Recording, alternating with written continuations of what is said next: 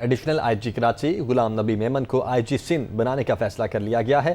फैसला विभाग से मुशावरत के बाद किया गया है, ज़राए की जानिब से ये बताया जा रहा है। तो एडिशनल आईजी कराची गुलाम नबी मेमन को अब आईजी सिंध बनाने का फैसला किया गया है और ज़राए का बताना है कि ये फैसला विभाग से मुशावरत के बाद किया गया है। मोहम्मद अशद इस वक्त हमारे साथ मौजूद हैं। अशद, क्या डिटेल्स हैं?